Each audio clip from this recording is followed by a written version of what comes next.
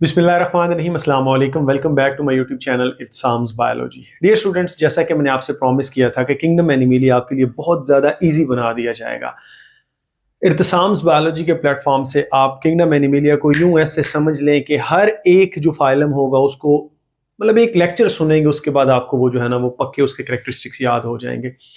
अगर आप मेडिकल के स्टूडेंट हैं और एमबीबीएस करना चाहते हैं लेकिन पाकिस्तान की किसी भी यूनिवर्सिटी पब्लिक या प्राइवेट सेक्टर में आपका एडमिशन नहीं हुआ, तो अब आपको रिपीट करने की ज़रूरत नहीं है, क्योंकि आपके लिए बेस्ट अपॉर्चुनिटी है कि आप एमबीबीएस चाइना से करें।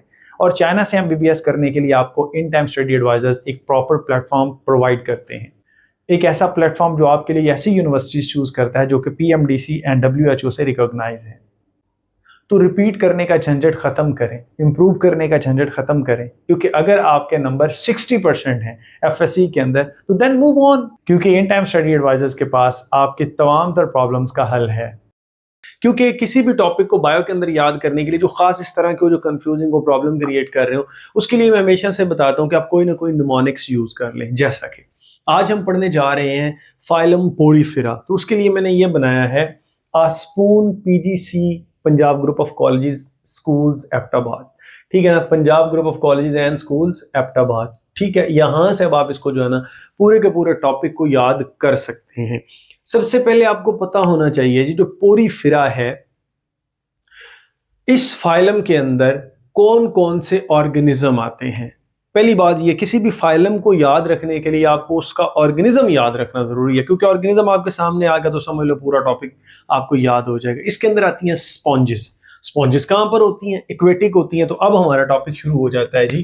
ठीक है ना, ये देखें, ए फॉर, ये पहले वाला ए फॉर इक्वेटिक होती हैं। स्पॉन्जेस जो होती हैं वो इक्वेटिक होती हैं। इक्वेटिक में दोनों मेरीन वाटर भी होता है और उसके साथ साथ आपके पास फ्रेश वाटर भी होता है, तो दोनों के अंदर ये जो है ना पाई जाती हैं। ठीक है, उसके बाद फ्यू जो है वो फ्रेश वाटर में, लेकिन ज्यादातर मैरीन में होती हैं।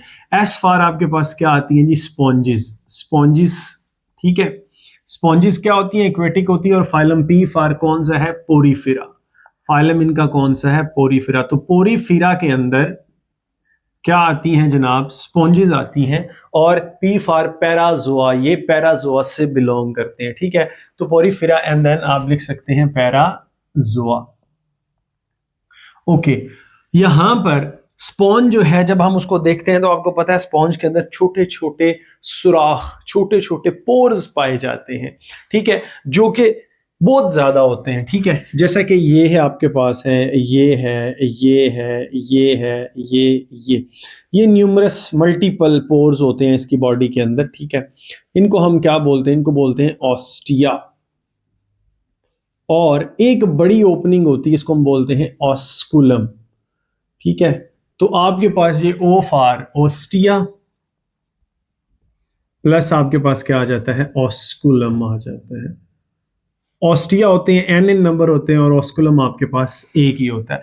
तो इसके अंदर यहां से वाटर जो है वो अंदर आता है और यहां से वाटर जो है वो बाहर चला जाता है, दैट इज वाटर। और उसके बाद एन यहाँ पर क्या है? आपको कल बताया था जब हम इसकी पूरी एक वो जो क्या नाम था उसका, क्लासिफिकेशन कर रहे थे, उसके अंदर मैंने आपको बताया था कि ये एसिमेट्रिकल होते हैं, हैविंग नो सिमेट्री। इनमें कोई सिमेट्री नहीं होती, सिमेट्री नहीं है, और कोई tissue organisation, N for no symmetry, N for no tissue organisation. Tissue organisation भी यहाँ पर हमें देखने को नहीं मिलती, यानी कि प्रॉपर जो है ना वो सेल्स इकट्ठे होकर मिलकर टिश्यूज नहीं बनाते।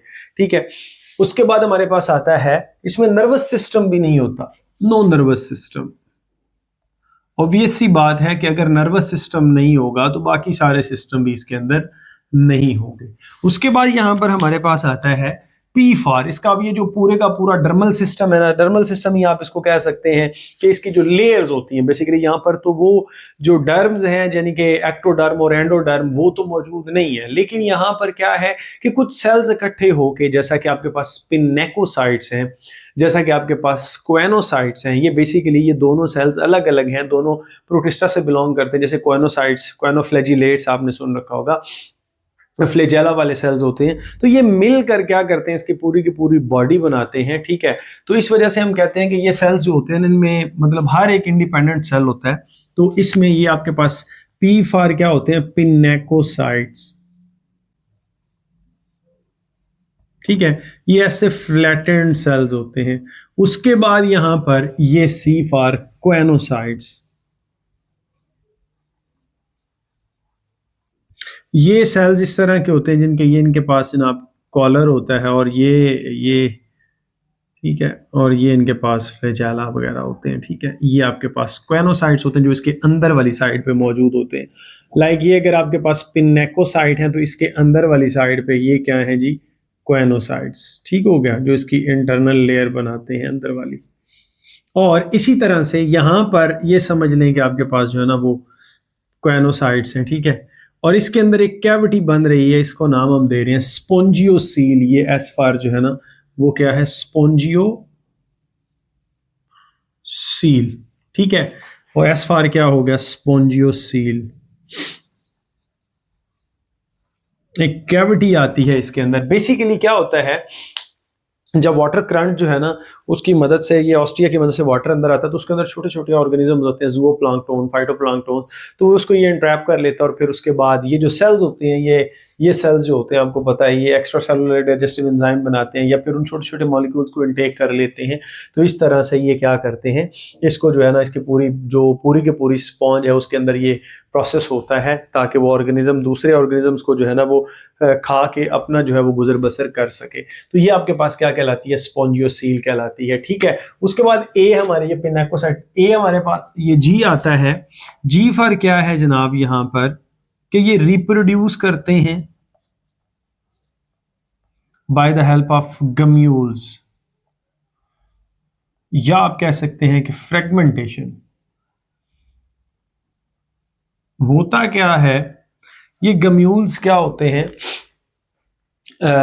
छोटे छोटे ना कप लाइक स्ट्रक्चर्स बनाते हैं। ये जब एक स्पॉन्ज मरने लगती है तो वो छोटे छोटे गम्यूल्स को रिलीज कर देती है, और वो गम्यूल्स क्या करते हैं, एक नई स्पॉन्ज बनाने में, एक नया ऑर्गेनिज्म बनाने में हेल्पफुल साबित होते हैं, ठीक है। यहां तक तो आपको समझ आ गई होगी। उसके बाद हमारे पास आता है ए फॉर अमीबॉइड सेल्स, ठीक है। ये यहां पर ये क्वेनोसाइट्स और पिनेकोडम या पिनेकोसाइट्स के अंदर आम के पास क्या होते हैं, अमीबॉइड सेल्स होते हैं। अब ये अमीबॉइड सेल, अब देखिएगा ध्यान से, सपोज ये आपके पास है आउटर जो है ना वो पिनेकोसाइट्स है, ये इसके दरमियान में एक लेयर बनती है, उसको हम मीजोफिल लेयर बोलते हैं, और इसके अंदर ये क्वाइनोसाइट्स है।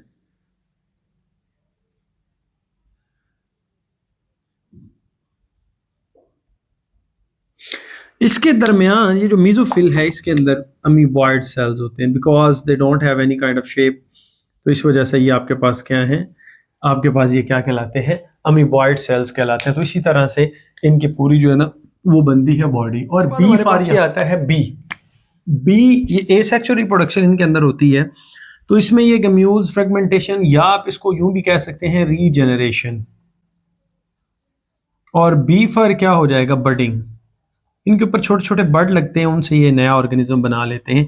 इसके अलावा यहां पर कैलकेरियस जो है ना, कैल्शियम से बना हुआ, कैल्शियम कार्बोनेट टाइप जो है ना छोटे छोटे स्पाइन लाइक स्ट्रक्चर्स होते हैं, जो कि बेसिकली यहाँ से ओरिजिनेट होते हैं और बाहर की तरफ निकलते हैं। जो इसका जो एक स्केलेटल सिस्टम सा बनाता है, नीडल लाइक है, मतलब आप कह सकते हैं स्पाइन लाइक स्ट्रक्चर्स होते हैं जो इसका एक स्केलेटल सिस्टम बनाता है।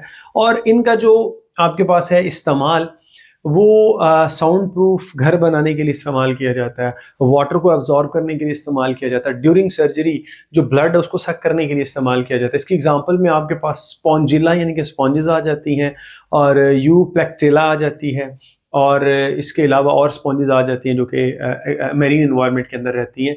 तो ये ऑर्गेनिज्म बहुत ज़्यादा इंपॉर्टेंट माने जाते हैं, क्योंकि इसका इस्तेमाल जो आपको मैंने बता दिया वॉशिंग के अंदर आप यूज़ कर सकते हैं, मतलब बहुत ज़्यादा जगहों पर। तो इसको इवन दैट के बॉडी के ऊपर जो है ना वो रब करने के लिए इस्तेमाल किया जाता है ताकि मैल वगैरह जो है उसको रिमूव किया जा सके।